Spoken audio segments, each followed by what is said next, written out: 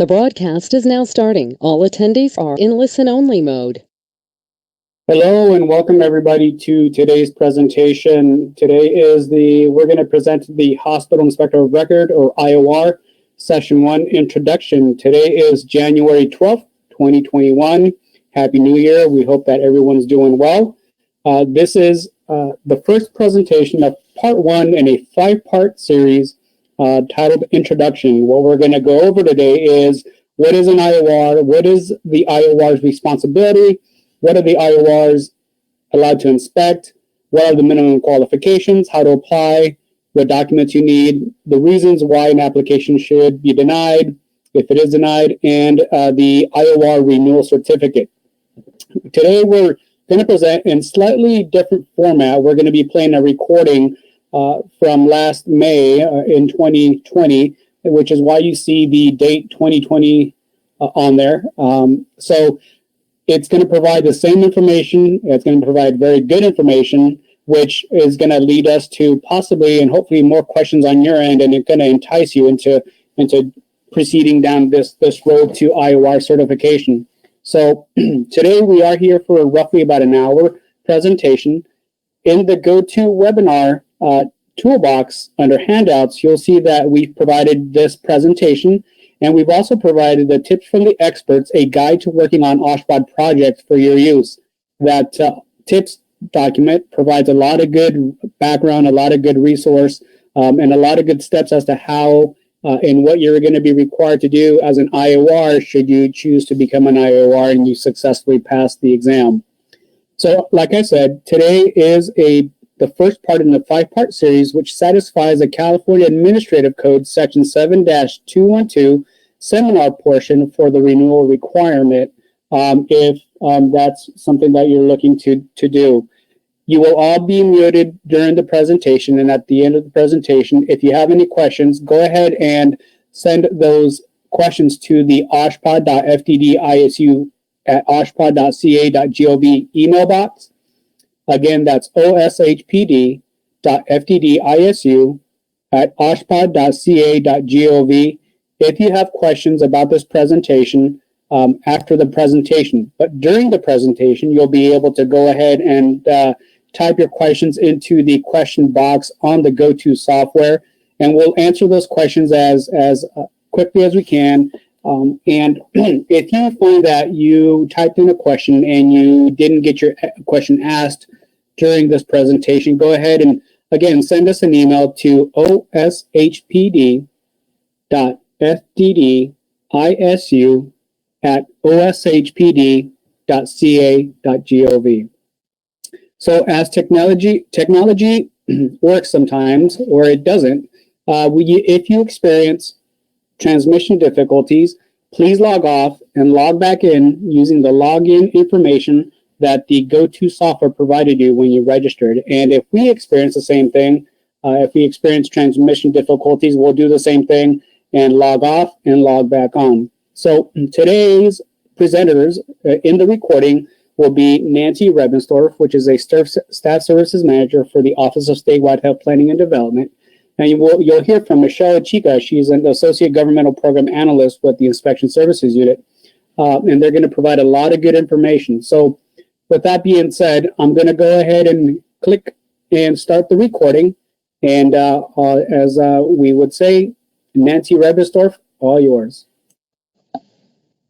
Okay, hello everybody, and I just want to say thank you for joining us this morning, and I'm just going to go over a few items. Here's the agenda for our presentation today. I will let you know what is an IOR, what are the IOR responsibilities, what are IORs allowed to inspect. I'm going to go over the minimum qualifications, documents, how to apply for the IOR, and then my counterpart, Michelle Chica, will be doing the rest of it, where how to apply for the Ior exam, the documents that need to be included, reasons why you would be denied, the renewal of the Ior certificates, and then we will do the question and answer. So with that, we will get started here.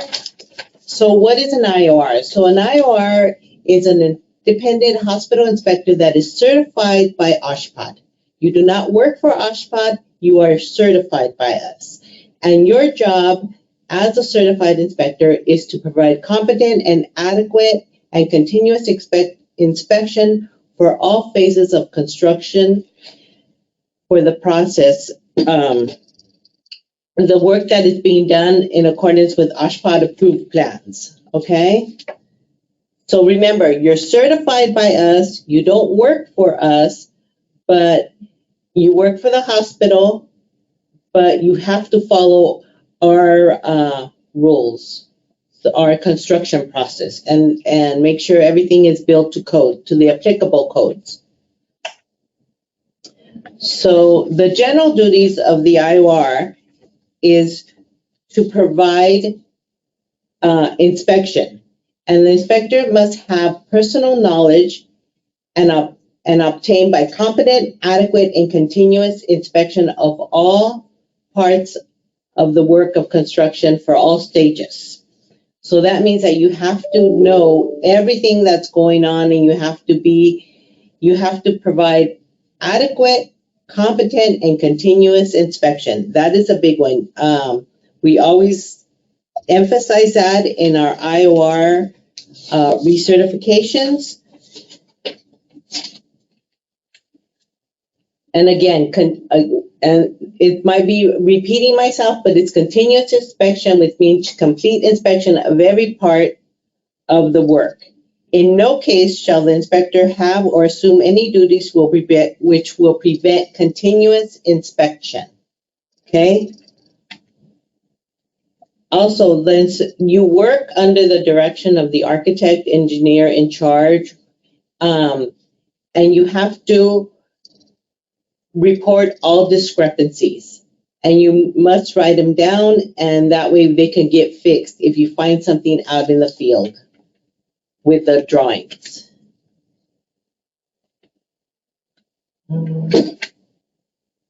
So here's some more responsibilities of the Ior. So the inspector shall notify the office when the start of construction. If you suspend construction for a period of more than 2 weeks, when you resume the project again, and at least 48 hours in advance of the time when pouring foundation is complete, ready for form fittings. So off-field records of construction shall retain on the job until the completion of work and shall be available to the office. So that means that they could be in any kind. They could be on an iPad, they could be in paper, but you must be able to produce them when our people come out to see your daily reports, any RFIs. But it doesn't have to be in a paper form. Again, this is something that the inspector needs to notify the contractor in writing on any deviations of approved construction documents. And that copy will be forwarded. Like if you find a discrepancy, you need to notate it and give it to the architect or engineer of record and to the office. So now I'm going to go over what are the different types of Iors, the different classes, and what is the requirements for them and what they can expect. So basically, an A inspector can inspect all aspects of the construction, everything. A B inspector may inspect everything except non-structural anchorage of non-structural elements. And a C inspector is just a specialty inspector.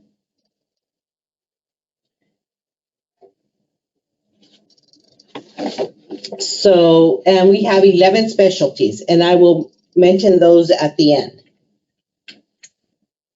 So I'm going to go over the minimum qualifications, but one of the things that you must note is that the minimum qualifications must be met by the final filing date, not the date of the exam, because that is a variable. So by the final filing date, you must meet all minimum qualifications for the class that you are applying for.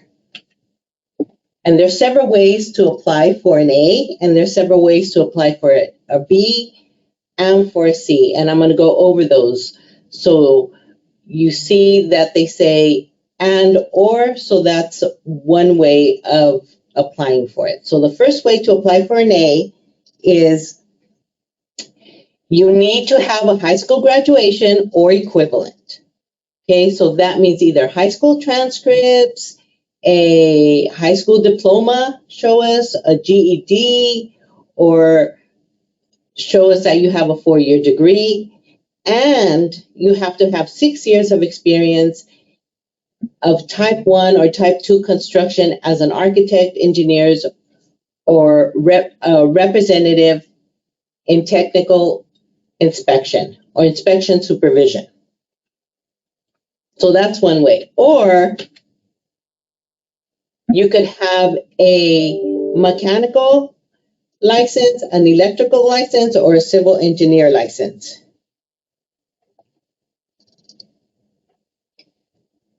I'm sorry, let me go. And 2 years of experience in type 1 or type 2 construction.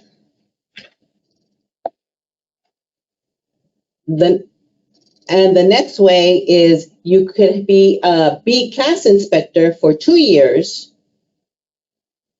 and that's it. Or you could possess a structural engineer license or an architect license. For the Bs, you have to have, again, a high school graduation diploma or proof of it or equivalent, and 4 years of type 1 or type 2 construction. So the A is 6 years, the B is 4 years. Or you could have a civil engineer's license and 2 years of type 1 or type 2 construction. Or possess a structural, mechanical, or electrical engineer or an architect's license. Or, and this one is new right here, or you could have these 4 certificates. You could have an ICC certificate for the commercial building inspector, an ICC certificate for a commercial electrical inspector, an IAPMO certificate as a California plumbing inspector, or an IAPMO certificate as a California mechanical inspector. So those are the ways you can apply for the C. I'm sorry, for the B. For the C, again, you have to have a high school diploma, evidence, or equivalent. And I keep on saying that because this is something that we get a lot, like applications that don't have it. And I know that it's hard. Sometimes a lot of people don't know where their high school diploma is or equivalent. So just know that we cannot deviate from this. This is in the code. So for C, again, there's several ways to apply. You have to have a high school diploma or equivalent, high school graduation diploma or equivalent, 4 years of experience involving commercial or institutional building projects.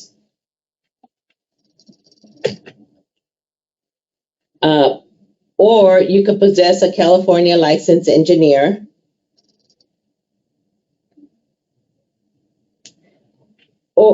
And you must possess one of the certificates for which the specialty you're applying for. And I will go over those qualifications at the end. We have 11 specialties you could apply for, and each specialty has its own documentation that you need to send in. So another way is you could either a civil, mechanical, or electrical engineer or an architect's license, and possess the certificates for the specialty you're applying for. So here are the 11 specialties and what you need. For the accessibility specialty, you will need a Division of State Architect certification as a certificated access specialty. For the anchorage and bracing of non-structural components, we administer that certificate, so you would just apply for the anchorage and bracing, and then you would take the exam.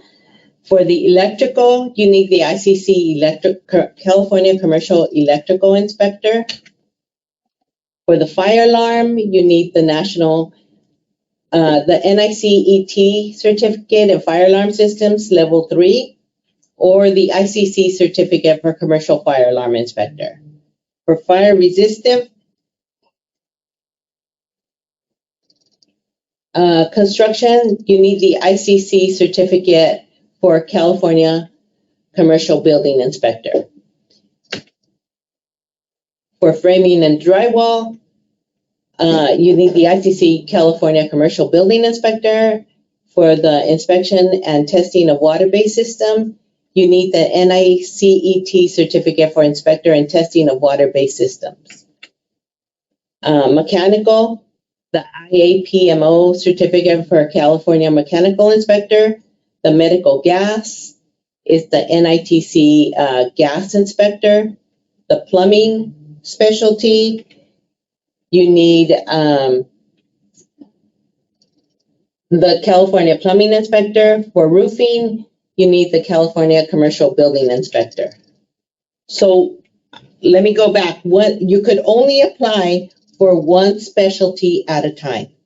Okay, you cannot say, oh, I have a couple of them ask for the California, if you have the California Plumbing Inspector and the California Commercial Building Inspector, you can apply for the plumbing specialty and the roofing. At the time of your initial application, you could only apply for one specialty. And once you pass the test, then you could add the other specialties, providing you have the appropriate certificates. Okay?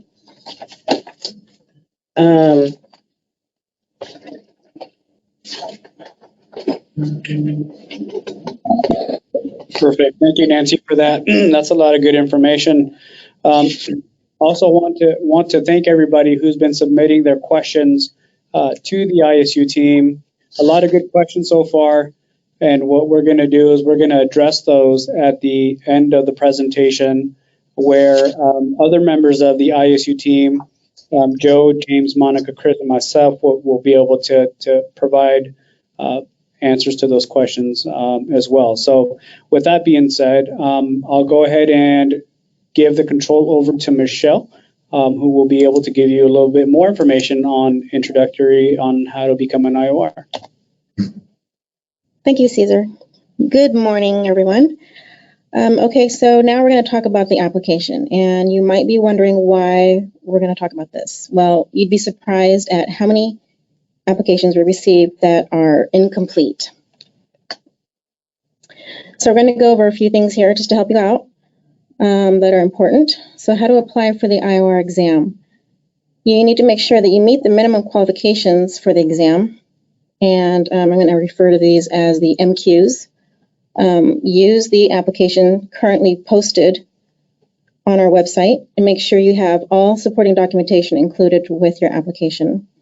Both offices have moved within the last few years, so make sure you're using the correct mailing address when sending us the application package. And include a cashier's check money order in the amount of $100. Online payments are currently not available, but it's something we're looking into and will hopefully have in the near future.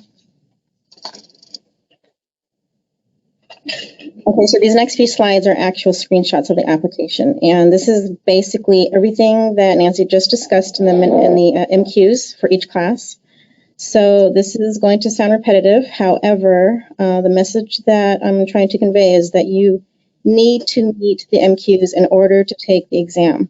If you don't meet this criteria, your application will not be approved.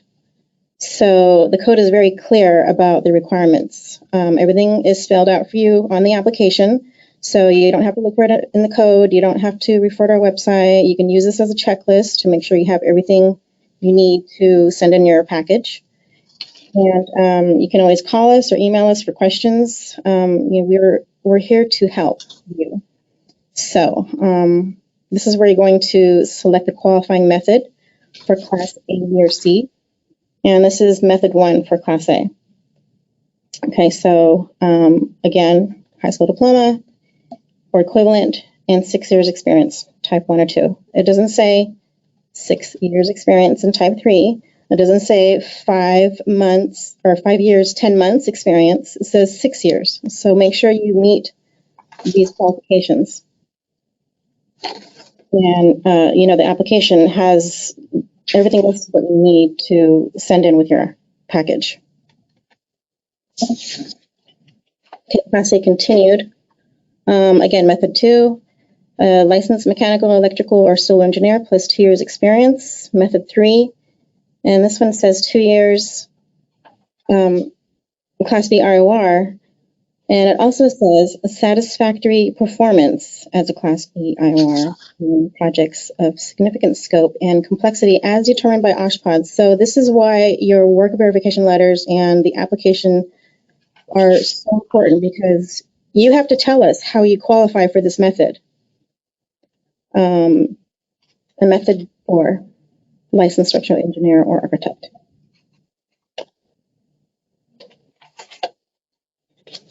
Okay, Class B, method 1, high school diploma, equivalent, and 4 years experience. Again, it doesn't say 3.5 years, it says 4 years experience. Method 2, licensed civil engineer plus 2 years. I'm going to go through these quickly because you just received all this information, so I don't want to, talk about it too much. You probably just hang in there. We're almost done. So method 3 of Class B continued is licensed structural engineer, mechanical, electrical, or architect. Method 4 is certification and copies from all 4 categories for the ICC, commercial building inspector, and commercial electrical inspector, and IAPMO, plumbing inspector, and mechanical inspector. And then Class C, method 1, 4 years experience in commercial or institutional building projects plus 1 certification. And again, it has all of the required documentation you need to submit. So make sure if you plan on applying for the IOR, start looking for that diploma now. Don't wait until the last minute when you're getting close to the deadline or, to apply, because you're going to miss that date and it'll just be kicked back.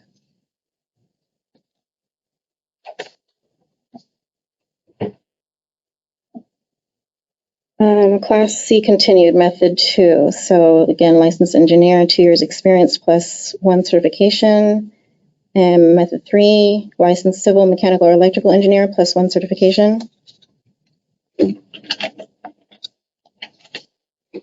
Okay, now we're going to get down to the good stuff. So this is just basic information included on any application. So make sure you check the box you want to, for the class you want to apply for, the preferred test location, and then over here where it says list valid licenses, certificates, and memberships, make sure you submit copies with that, attach copies of those.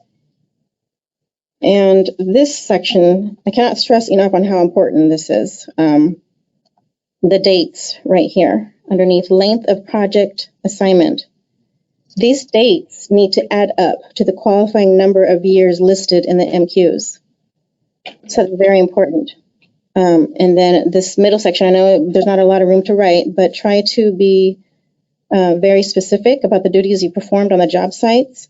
Include as many details as possible, and circle the type of construction and attach a letter of verification if you can. Contact information for employer and the facility information, including project class. If your application isn't complete, we're going to be contacting you for more information. And all this does is delay the process. Some examples of what to do and what not to do.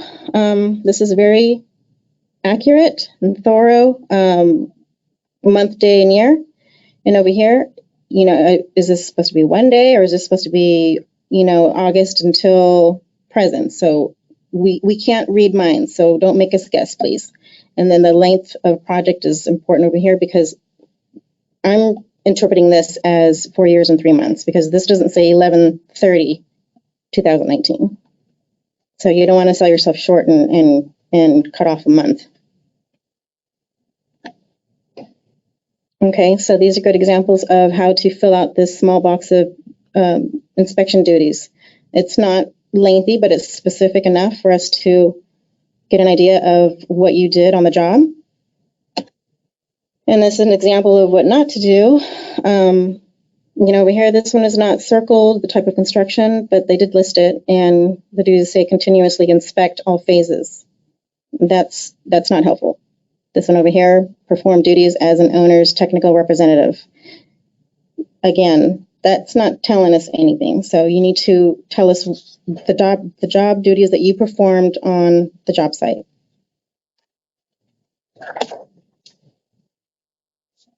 Okay, make sure you sign and date it.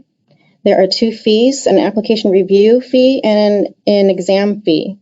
So you're going to include a $100 money order or cashier's check with your application. If you are retesting, you're just going to fill out this section for the class you are applying for the exam, and include a money order cashier's check in one of these amounts. Just an idea about the process. When we receive your application, it gets triaged, and then you're assigned an IOR number. So we transfer all of the information from the application onto a spreadsheet that we use for technical review to determine if you qualify to take the exam. So after that, we check references, and we make phone calls to the authors of every single work verification letter. And then once you're approved, we notify you to pay the exam fee online, and that's a fee that you can pay online because accounting has to create an invoice for it, and it's done through the e-services portal. So if it's denied, you'll receive a letter indicating the reasons for denial. Okay, again, another checklist of required documentation. Just to recap, make sure your application is complete, high school diploma or equivalent, all the certificates required, and your work verification letter written and signed by a recognized representative from a present or past employer. Okay, that has to have your name and dates of employment, the duties you performed, and their phone number so we can contact them to verify. Some of the reasons why an application is denied would be an incomplete application, no documentation, or missing the diploma,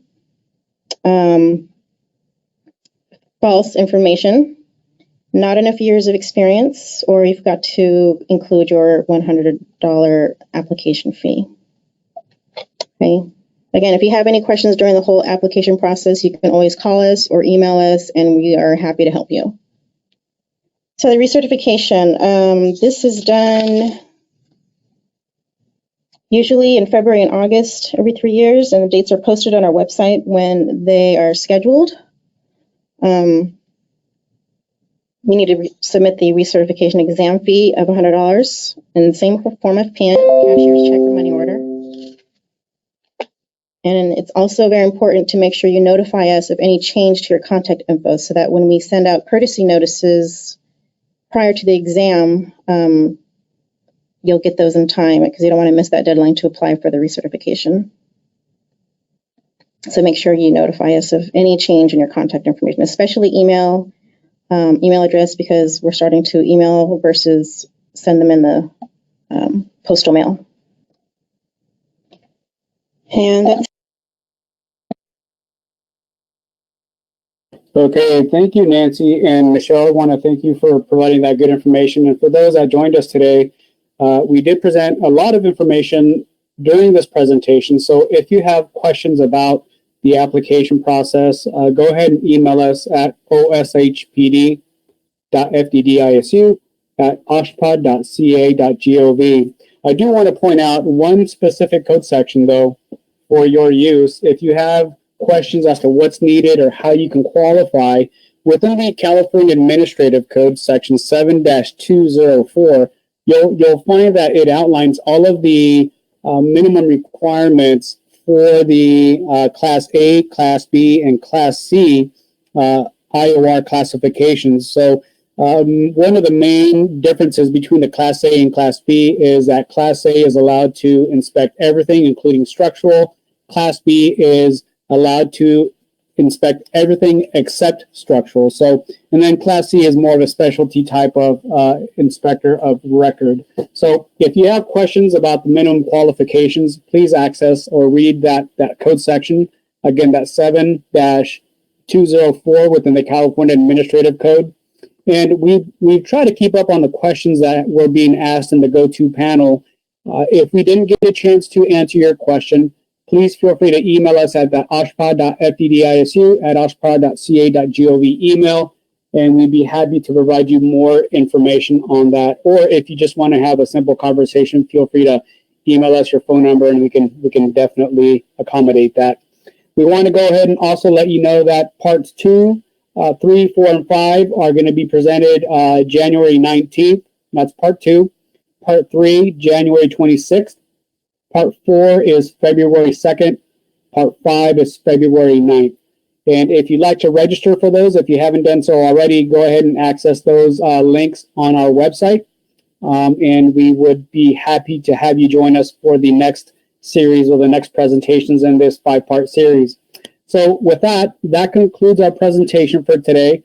That was a little over half an hour, so we hope that you found some good information and we answered some of those questions. So this concludes our presentation, and we want to thank you for your interest in becoming a certified inspector of record with the Office of Statewide Health Planning and Development.